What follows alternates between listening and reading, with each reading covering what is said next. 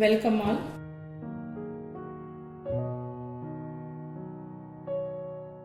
முடக்குவாதம் அப்படின்னு சொல்ற rheumatoid arthritis பத்தி இன்னைக்கு பார்க்கலாம். இது ஒரு autoimmune disease. Auto immune அப்படின்னா நம்ம உடலோட நோய் எதிர்ப்பு சக்தி நம்ம செல்களுக்கு எதிராகவே திருப்பி விடுறதுக்கு பேர் தான் ஆட்டோ இம்யூனிட்டி அப்படின்னு சொல்லுவோம். ருமட்டாய்டு ஆர்த்ரைட்டிஸும் ஆட்டோ இம்யூன் கேட்டகரி தான். இது பெரும்பாலும் பெரிஃபெரல் ஜாயின்ஸை பாதிக்கும். பெரிஃபெரல் அப்படின்னா கை கால்கள், அங்க இருக்கக்கூடிய மூட்டுகளை பாதிக்கக்கூடிய ஒரு நோய். பெண்களை அதிகமா பாதிக்கக்கூடிய நோய் ருமட்டாய்டு ஆர்த்ரைட்டிஸ். ருமட்டாய்டு ஆர்த்ரைட்டிஸோட டெஃபினிஷன் அப்படின்னு பார்த்தோம்னா இதுல இந்த நோயை பத்தின எல்லா இன்ஃபர்மேஷனும் வந்துடும் இந்த 2 சென்டென்ஸ்ல. கிரானிக் அப்படின்னா நாள்பட்ட, சிஸ்டமிக் மூட்டுகளை மட்டும் இல்லாம மற்ற உடல் உறுப்புகளையும் பாதிக்கக்கூடிய ஒரு நோய்.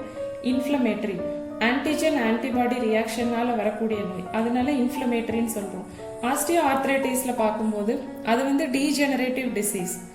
வயசாகிறதுனால நம்மளோட கார்டிலேஜ் தேஞ்சு போறதுனால வர்ற நோய் ஆஸ்டியோ ஆர்த்ரைட்டிஸ். ஆனா ருமட்டாய்டு ஆர்த்ரைட்டிஸ் ஆன்டிஜன் ஆன்டிபாடி ரியாக்ஷனால வரக்கூடிய நோய். பாலி ஆர்த்ரைட்டிஸ் இது ஒன்றுக்கும் மேற்பட்ட ஜாயின்களை அஃபெக்ட் பண்றதால இதை பாலி ஆர்த்ரைட்டிஸ் அப்படின்னு சொல்றோம். It affects primarily small joint. ஒன்றுக்கும் மேற்பட்ட மூட்டுகளை பாதிச்சாலும் ருமட்டாய்டு ஆர்த்ரைட்டிஸோட ஃபர்ஸ்ட் மேனிஃபெஸ்டேஷன் கைகள்ல தான் வரும். கையில் இருக்கக்கூடிய சின்ன ஜாயின்ஸை தான் இது அஃபெக்ட் பண்ணுது.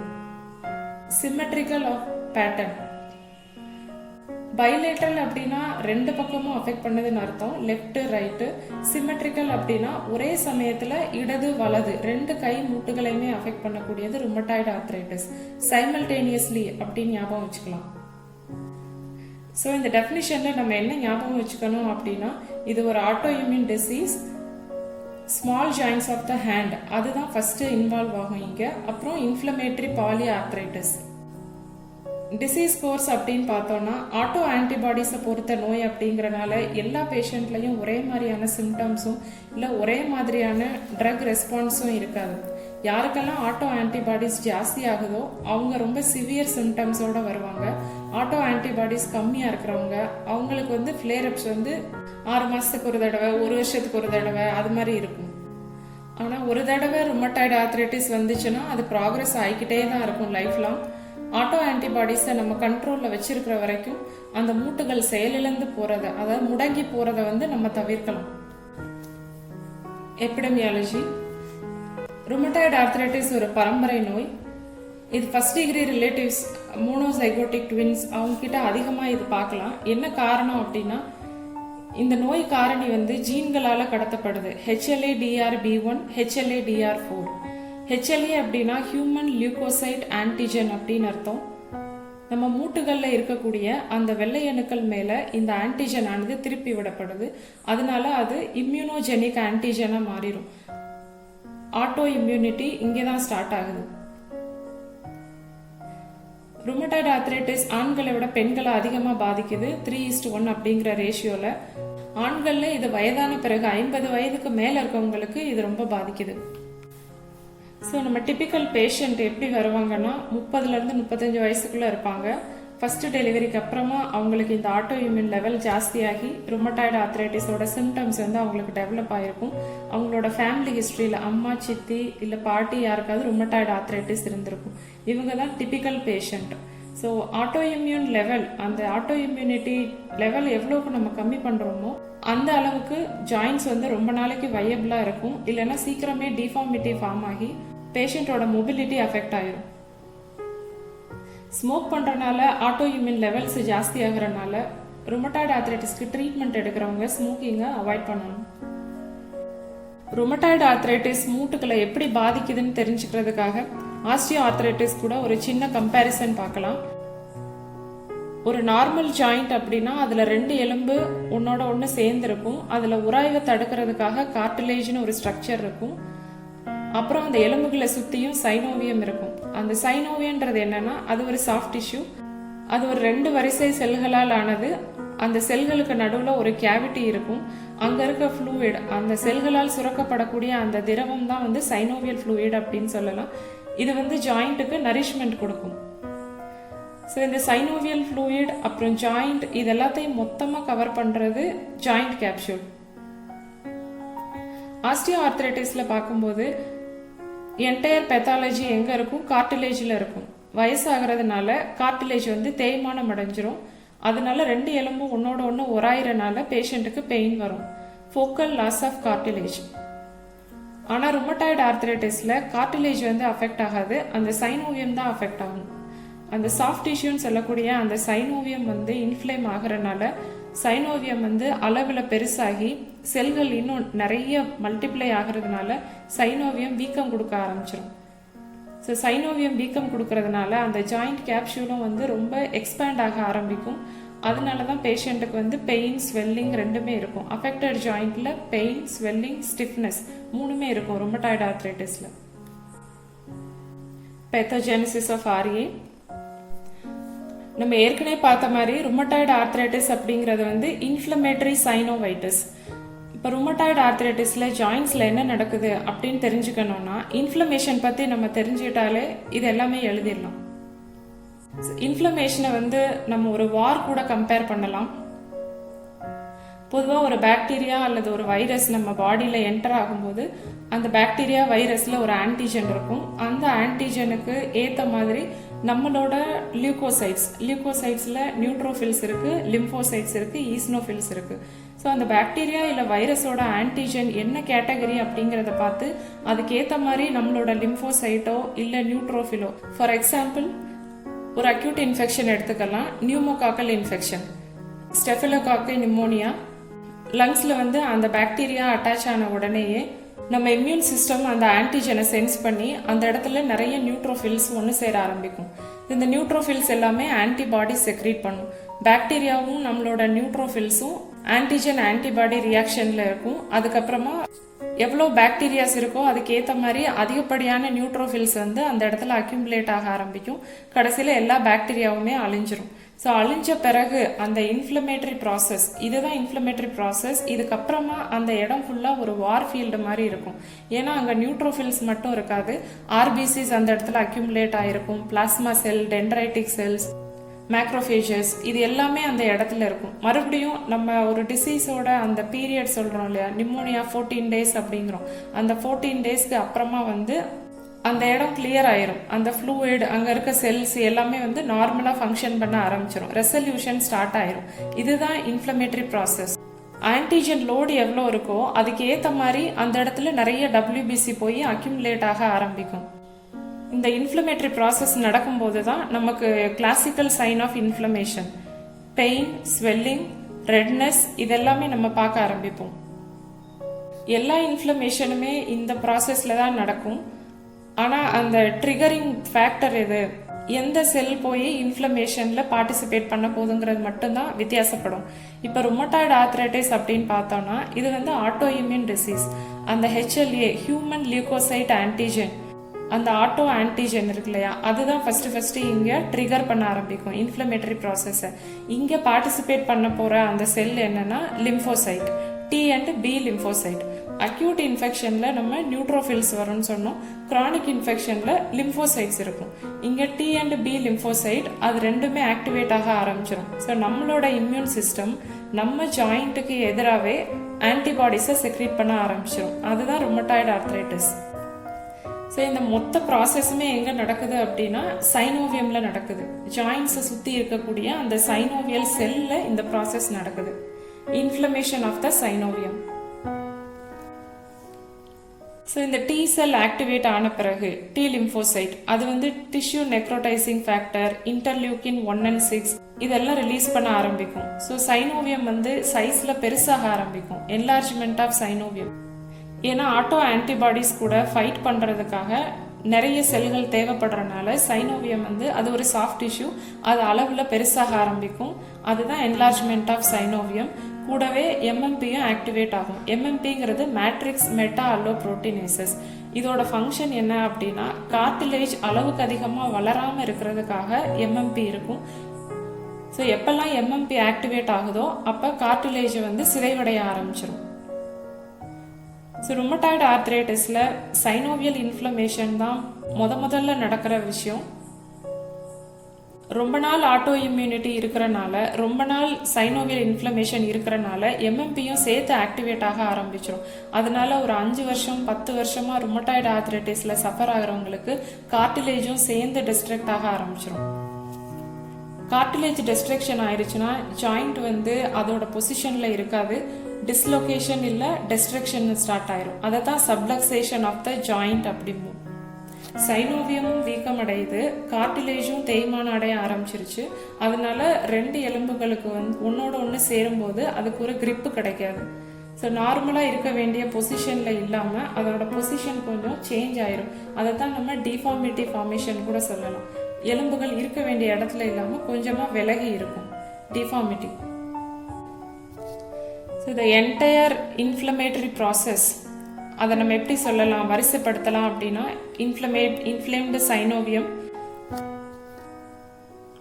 ஆன்டிஜன் ஆன்டிபாடி ரியாக்ஷன் ஸ்டார்ட் ஆகிறது. அதனால அங்கே சைனோவியல் ஃப்ளூயிட் செக்ரீஷன் ஜாஸ்தி ஆயிரும், சைனோவியல் ஃப்ளூயிட் அக்யூமுலேஷன், சைனோவியம் அளவில் பெருசாகுது, ப்ராலிஃபரேஷன், அதனால அது வீங்க ஆரம்பிக்கும். ரொம்ப நாள் ஆன்டிஜன் ஆன்டிபாடி ரியாக்ஷன் நடக்கிறனால கார்டிலேஜ் டேமேஜ் ஆக ஆரம்பிச்சிடும். ஸோ முதல்ல கார்டிலேஜ் டேமேஜ் ஆகும், அப்படியே அது மேல மேல எலும்புகளும் தேய்மானம் அடைய ஆரம்பிச்சிடும், எரோஷன் ஆஃப் த போன். கையில் இருக்கிற ஜாயின்ஸ்ல வந்து நிறைய டெண்டன்ஸ் இருக்கும், அதனால அங்கே ரப்சர் ஆஃப் டெண்டன் கூட இருக்கும். ஸோ இந்த எல்லா ப்ராசஸும் சேர்ந்து அந்த ஜாயிண்ட்டை வந்து முடக்கிடும். அதனால தான் இதை முடக்குவாதம் அப்படின்னு சொல்றோம், டிஃபார்மிட்டிஸ்.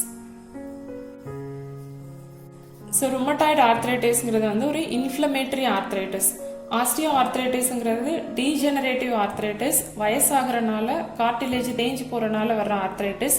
ருமட்டாய்டு ஆர்த்ரைட்டிஸ் வந்து இன்ஃப்ளமேஷன், அந்த ஆட்டோ ஆன்டிபாடிஸ் செக்ரீட் ஆகிறனால வர்ற ஆர்த்ரைட்டிஸ் தான் ருமட்டாய்டு ஆர்த்ரைட்டிஸ்.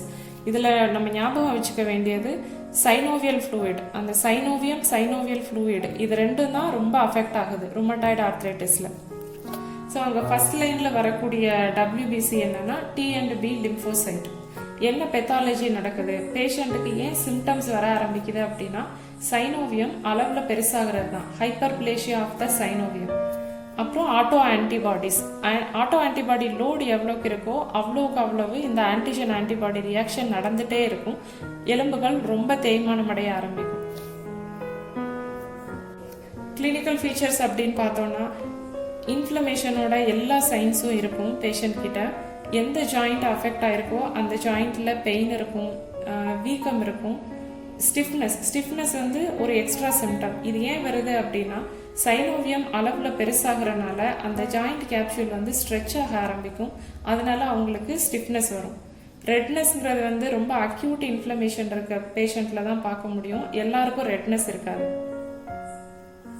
ருமட்டாய்டு ஆர்த்ரைட்டிஸோட பெக்யூலியாரிட்டி என்னன்னா, இங்கே லோக்கல் சிம்டம் வர்றதுக்கு முன்னாடியே சிஸ்டமிக் சிம்டம் வர ஆரம்பிச்சிடும்.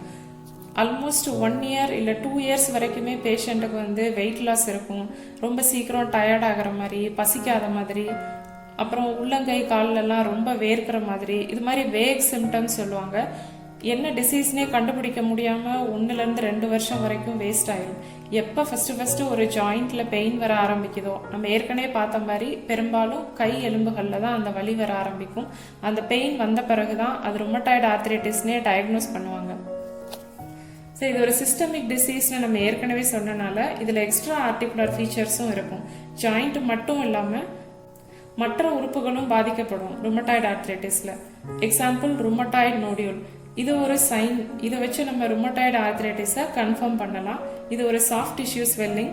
அப்புறம் மசில் அட்ரோஃபி, எந்த ஜாயிண்ட் அஃபெக்ட் ஆயிருக்கோ அதை சுற்றி இருக்கிற தசைகள் எல்லாமே சுருக்கமடைய ஆரம்பிச்சிடும், ஏன்னா நரிஷ்மெண்ட் கிடைக்காதனால. அப்புறம் வாஸ்குலைட்டிஸ் அப்படின்னா பிளட் வெசல்ஸ், அந்த இரத்த குழாய்கள் இருக்கு இல்லையா, அதோட ஸ்மூத்னஸ் குறைய ஆரம்பிச்சிடும், அங்கேயும் இன்ஃப்ளமேட்டரி ப்ராசஸ் இருக்கும், அதுதான் வாஸ்குலைட்டிஸ். அப்புறம் ஆஸ்டியோபோரோசிஸ்னா என்னன்னா, எலும்புகளோட மீன் மாஸ் கம்மி ஆகிறது தான் ஆஸ்டியோபோரோசிஸ். அதனால ஃப்ராக்சர் ரிஸ்க் ரொம்பவே ஜாஸ்தியா இருக்கும். சைன்ஸ் ஆஃப் ஆரியா அப்படின்னு பார்த்தோம்னா, இது வந்து பிசிஷியன் பார்க்கறது. அஃபெக்டட் ஜாயிண்ட்ல ஸ்வெல்லிங் இருக்கும், வீக்கம் இருக்கும், நம்ம அந்த இடத்த தொட்டு பார்த்தோம்னா வலிக்குதுன்னு சொல்லுவாங்க, டெண்டர்னஸ் இருக்கும். பெரும்பாலும் 2 ஜாயிண்ட்டுமே அஃபெக்ட் ஆயிருக்கும், லெஃப்ட் ரைட்டு ரெண்டுமே அட் அ டைம்ல அஃபெக்ட் ஆகும். சிமெட்ரிக்கல் ஜாயிண்ட் அஃபெக்ஷன், கண்டிப்பா ஏதாவது 2 ஸ்மால் ஜாயிண்ட் அஃபெக்ட் ஆயிருக்கணும். 10% ஆஃப் பீப்புள் ரொம்ப அக்யூட் இன்ஃபெக்ஷனோட வருவாங்க, அக்யூட் இன்ஃப்ளமேஷன். அவங்களுக்கு வந்து ரெட்னஸும் நம்ம பார்க்கலாம். Poly arthritis, upper limb joint, lower limb joint ரெண்டுமே இன்வால்வ் ஆயிருக்கும். கை காலு ரெண்டுமே இன்வால்வ் ஆயிருக்கும் ருமட்டாய்டு ஆர்த்ரைட்டிஸ்ல. பாலி ஆர்த்ரைட்டிஸ் 3க்கும் மேற்பட்ட ஜாயிண்ட் அஃபெக்ட் ஆயிருக்கும். இன்ஃப்ளமேட்டரி ஆர்த்ரைட்டிஸ்ல நிறைய டைப்ஸ் இருக்கிறனால ருமட்டாய்டு ஆர்த்ரைட்டிஸை நம்ம சயின்ஸ் மூலமா கன்ஃபார்ம் பண்ணலாம். ஹேண்ட் டிஃபார்மிட்டிஸ், இதுல ஸ்வான் நெக் டிஃபார்மிட்டி அப்படிங்கிறது வந்து கிளாசிக்கல் ருமட்டாய்டு ஆர்த்ரைட்டிஸ்ல. நம்ம கை விரல்கள்ல ப்ராக்சிமல் இன்டர்ஃபெலென்ஷியல் ஜாயிண்ட், டிஸ்டல் இன்டர்ஃபெலென்ஷியல் ஜாயிண்ட்னு 2 இருக்கும். அந்த நெயில் இருக்கிற ஏரியா டிப்பு தான் வந்து டிஸ்டல் இன்டர்ஃபெலென்ஷியல் ஜாயிண்ட், அதுக்கு கீழே இருக்கிறது ப்ராக்சிமல் இன்டர்ஃபெலென்ஷியல் ஜாயிண்ட். இந்த Swan neck டிஃபார்மிட்டியில proximal interphalangeal joint வந்து ரொம்ப ஸ்ட்ரைட்டா இருக்கும், ஆனா டிஸ்டல் இன்டர்ஃபெலென்ஷியல் ஜாயிண்ட் வந்து வளைஞ்ச மாதிரி இருக்கும். இதுக்கு ஆப்போசிட்டா நம்ம எழுதுறது தான் button hole deformity. So swan neck டிஃபார்மிட்டியை மட்டும் நம்ம ஞாபகம் வச்சுட்டா அதோட ஆப்போசிட் எழுதிடலாம். Hyper extension of proximal interphalangeal joint, அதுதான் ஸ்வான் நெக் டிஃபார்மிட்டி. இது இல்லாம கால்ல பார்த்தோம்னா காக்கப் டோ டிஃபார்மிட்டி இருக்கும். Dorsal subluxation of the toes, அதுதான் காக்கப் டோ டிஃபார்மிட்டிக்கு காரணம். இதுக்கு என்ன அர்த்தம்னா, சேவலை பார்க்கும்போது அது ஒரு விரலை எப்பவுமே தூக்குன மாதிரியே இருக்கும், ஃபுல்லா தரையில படாம ஒரே ஒரு விரலை தூக்கியே இருக்கும், அதுதான் காக்கப் டோன்னு அர்த்தம்.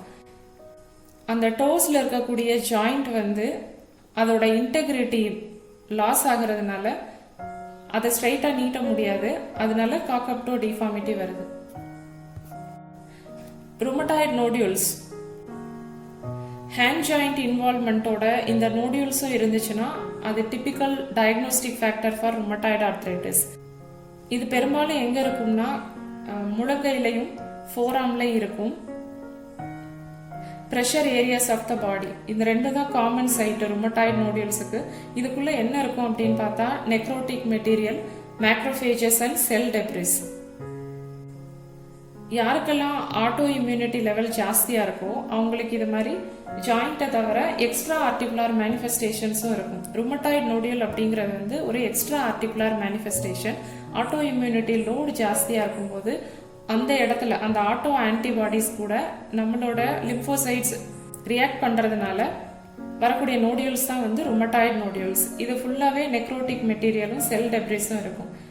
இதை தொட்டு பார்க்கும்போது வலியெல்லாம் இருக்காது அவங்களுக்கு, ஆனா எங்கேயாவது இடிச்சிட்டாங்கன்னா அங்கிருந்து ப்ளீட் ஆக ஆரம்பிக்கும். ஸோ டிடி வந்து லைப்போமா. பட் லைப்போமா வந்து மூவபிள் ஸ்வெல்லிங்கா இருக்கும், அதுவும் இதே மாதிரி சப்குட்டேனியஸ் ஸ்வெல்லிங் தான். அங்க டிரான்ஸ்லிமினேஷன் பாசிட்டிவா இருக்கும் லைப்போமால. டயக்னோஸ்டிக் கிரைட்டீரியா, ருமட்டாய்டு ஆர்த்ரைட்டிஸை பொறுத்த மட்டும் இது வர்றதுக்கான காரணம் தெளிவாக தெரியாதனால அதை டயக்னோஸ் பண்ணுறதுக்குமே நமக்கு கோல்ட் ஸ்டாண்டர்ட் ஃபேக்டர்னு எதுவுமே இல்லை. ஒரு குரூப் ஆஃப் சிம்டம்ஸ் அப்புறம் பிளட் இன்வெஸ்டிகேஷன், இது எல்லாத்தையும் வச்சு தான் ருமட்டாய்டு ஆர்த்ரைட்டிஸை நம்ம கன்ஃபார்ம் பண்ண முடியும். ஸோ எல்லா பேஷண்ட்டுக்கிட்டையுமே எல்லா சிம்டமும் இருக்காது. எக்ஸ்ட்ரா ஆர்டிகுலர் மேனிஃபெஸ்டேஷன், ருமட்டாய்டு நோடியூல் அது எல்லாமே ரொம்ப லேட்டாக டெவலப் ஆகிறனால சில காமனஸ்ட் ஃபீச்சர்ஸ் வச்சு நம்ம ருமட்டாய்டு ஆர்த்ரைட்டிஸை டயக்னோஸ் பண்ணலாம். முக்கியமானது symmetrical involvement, arthritis of 3 or more ஜாயிண்ட். நம்ம ஏற்கனவே பார்த்தோம், இது பெரிஃபரல் ஜாயிண்ட்ல வரும், outer joint, upper limb, lower லிம்ல 14 பாசிபிள் சைட்ஸ் இருக்கு ருமட்டாய்டு ஆர்த்ரைட்டிஸ் வர்றதுக்கு. குறைஞ்சபட்சம் 3 இல்லை அதுக்கு மேலே அஃபெக்ட் ஆயிருந்தா நம்ம ருமட்டாய்டு ஆர்த்ரைட்டிஸ்னு கன்ஃபார்ம் பண்ணலாம். ஹேண்ட் இன்வால்வ்மெண்ட் கண்டிப்பாக இருக்கணும். சீரம் ஆர்ஏ ஃபேக்டர் வந்து பாசிட்டிவாக இருக்கணும். இஎஸ்ஆர் லெவல் எப்பவுமே ஜாஸ்தியாக தான் இருக்கும்.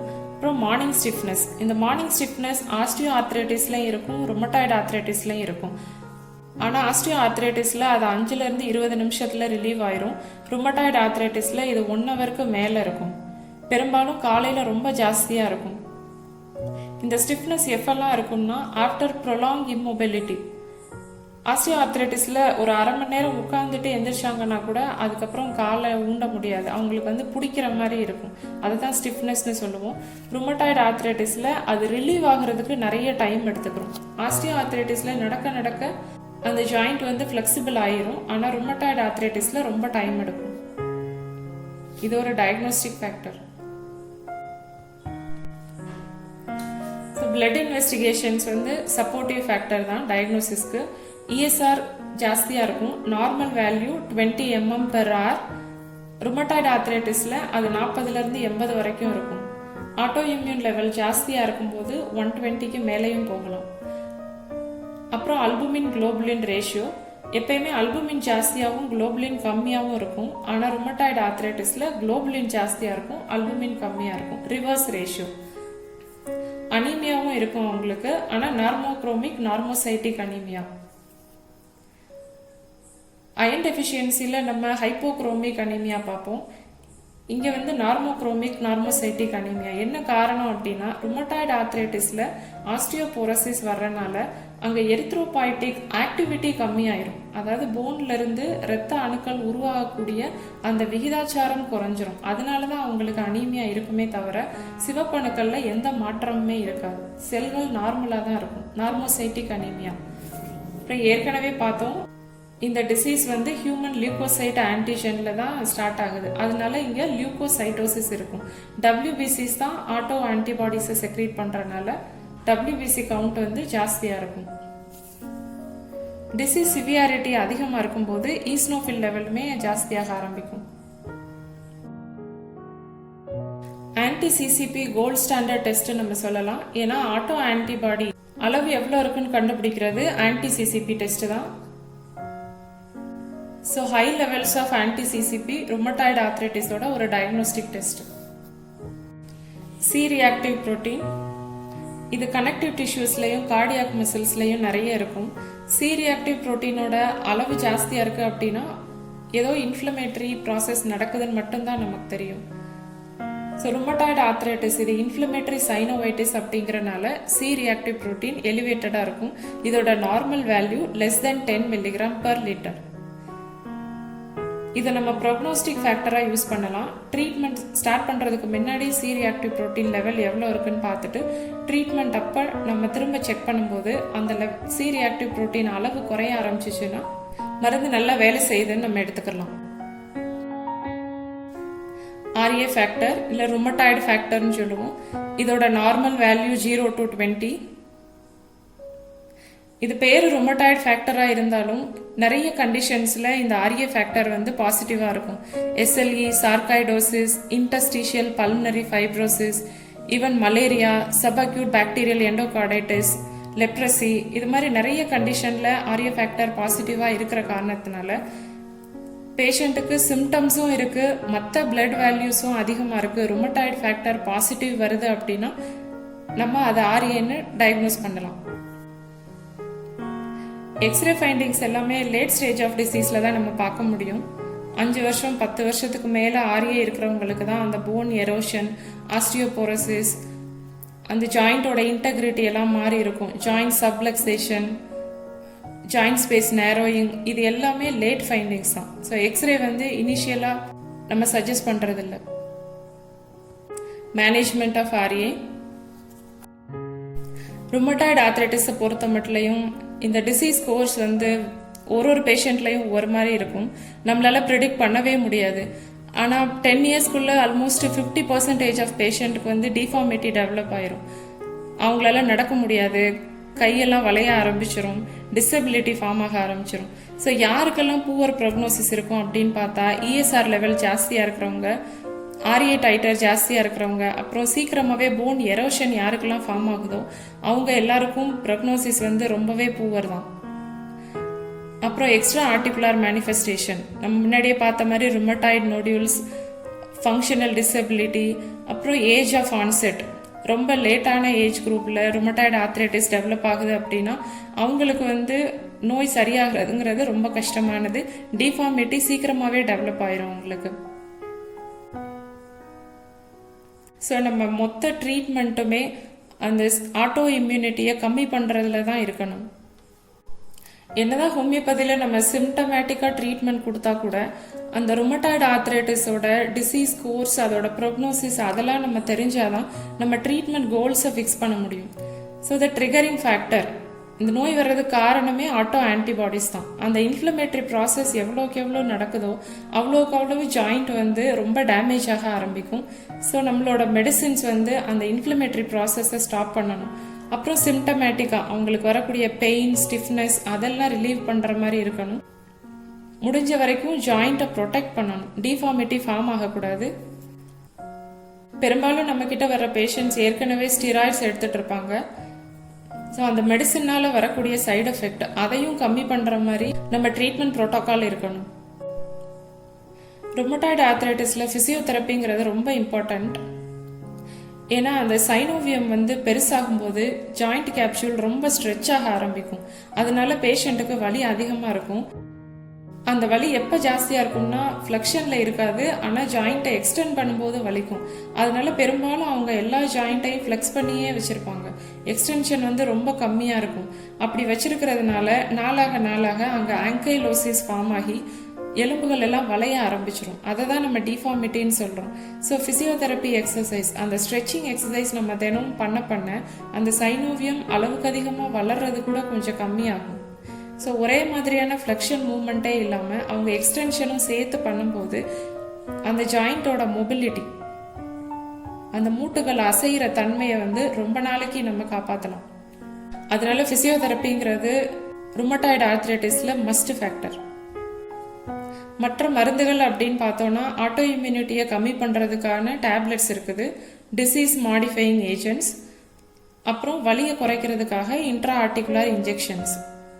ஸோ எந்த ஜாயிண்ட் அஃபெக்ட் ஆயிருக்கோ அந்த ஜாயிண்ட்டுக்குள்ள ஹையல்யூரானிக் ஆசிட் இன்ஜெக்ஷன்ஸ் கொடுப்போம். அதுதான் இன்ட்ரா ஆர்டிகுலர் இன்ஜெக்ஷன்ஸ். ஆனால் இது எல்லாமே டெம்பரரியாக வலியை கம்மி பண்ணும். அவங்களுக்கு எப்போ ஆன்டிஜன் ஆன்டிபாடி ரியாக்ஷன் ஸ்டாப் ஆகுதோ அப்போ தான் அந்த எலும்புகள் பாதிக்கப்படுறதையும் இல்லை தேய்மானம் அடைகிறதையும் நம்மளால தவிர்க்க முடியும். சர்ஜிக்கல் ப்ரொசீஜர் சைனோவெக்டமி அப்படின்னா ஜாயிண்ட் லைனிங் ரிமூவல்.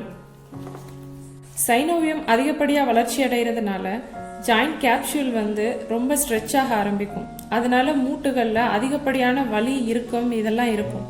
ஸோ நம்ம அறுவை சிகிச்சை மூலமாக இந்த எக்ஸ்ட்ரா சைனோவியத்தை நீக்கும் போது பேஷண்ட்டுக்கு சிம்டமேட்டிக்காக ரிலீஃப் கிடைக்கும். பெயின் எல்லாம் குறைய ஆரம்பிக்கும், கொஞ்சம் மொபிலிட்டி அதிகமாகும். ஆனால் இதுவுமே ருமட்டாய்டு ஆர்த்ரைட்டிஸ்ல நிரந்தர தீர்வு இல்லை. இது டெம்பரரி ரிலீஃப் தான். ஸோ ஓவராலாக பார்த்தோன்னா ருமட்டாய்டு ஆர்த்ரைட்டிஸ் இது ஒரு ஆட்டோ இம்யூன் டிசீஸ். இது ஒரே சமயத்தில் அப்பர் லிம், லோவர் லிம் ரெண்டு ஜாயிண்ட்டையும் அஃபெக்ட் பண்ணுது. பெரும்பாலும் சிமெட்ரிக்கல் இன்வால்வ்மெண்ட் இருக்கும். எப்போ ஆட்டோ இம்யூனிட்டி ஜாஸ்தி ஆகுதோ அப்போ மூட்டுகள் மட்டும் இல்லாமல் மற்ற உறுப்புகளையும் இது பாதிக்கக்கூடியது. இதுக்கு வந்து நிரந்தர தீர்வுன்னு இது வரைக்கும் எதுவுமே இல்லை. இது பெரும்பாலும் ஜீன்கள்னால கடத்தப்படக்கூடிய ஒரு நோய். ஒரு தடவை வந்தா வாழ்நாள் பூரா மருந்து எடுத்துட்டே இருக்கணும்ன்ற மாதிரி ஒரு நோய் தான் ருமட்டாய்டு ஆர்த்ரைட்டிஸ். இது பெண்களை பெரும்பாலும் அதிகமாக பாதிக்குது. ருமட்டாய்டு ஆர்த்ரைட்டிஸ்ல ஹோமியோபதி மருந்துகள் ரொம்பவே உதவியா இருக்கும். ஏன்னா நோய்க்கு இல்லாம நோயாளிகளுக்குன்னு மருந்து கொடுக்கறதுனால அந்த ஆட்டோ இம்யூனிட்டி லெவலை நல்லா கம்மி பண்ண முடியும். அதே மாதிரி நீண்ட நாள் மருந்து எடுத்தா கூட எந்த பக்க விளைவும் வரப்போறதில்லை. ஆரம்ப காலத்திலேயே டயக்னோஸ் பண்ணி ஹோமியோபதி மருந்துகளை ஆரம்பிக்கும் போது அந்த டிஃபார்மிட்டி ஃபார்ம் ஆகிறத நம்ம கம்மி பண்ணலாம். அதனால பேஷண்ட்ஸ் யங் ஏஜ்லயே முடங்கி போகாம ரொம்ப நாள் நடமாடிக்கிட்டு இருக்கிறதுக்கு நம்ம ஹெல்ப் பண்ணலாம். தேங்க்ஸ் ஃபார் வாட்சிங். தேங்க்யூ.